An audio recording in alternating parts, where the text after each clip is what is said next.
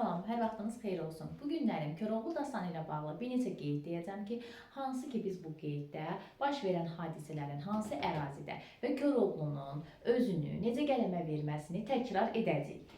Gəlin nəzər salaq Keçəl Həmzənin qıraq qaçırması qoluna. Burada Koroğlunun bu Toqas səfəridir. Toqas səfərində özünü aşıq kimi qələmə vermişdir.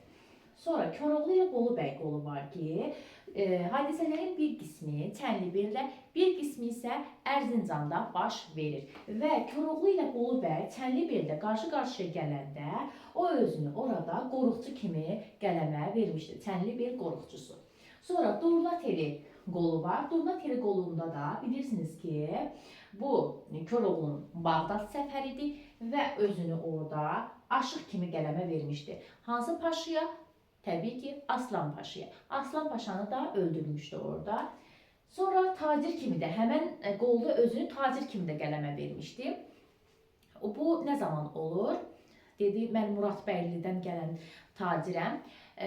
Orada elə bir qoca kişi olur, taxıl biçirdi və həmən Koroğlu ilə onun orada diyaloqu keçir və bu zaman o özünü tacir kimi ona qələmə verir. Sonra Düratın itməyi qolu var ki, bu da Koroğlunun Ballıca səfəridir və Ballıca səfərində Qaraxan, yəni Qaraxanı öldürür və özünü orada ilxıcı kimi qələmə vermişdir. Ümid edirəm ki, sizin üçün təkrar oldu. Nəsə sualınız olarsa, ya aşağıda qoyduğum əlaqə nömrəsi ilə mənə mesaj yaza bilərsiniz. Sağ olun.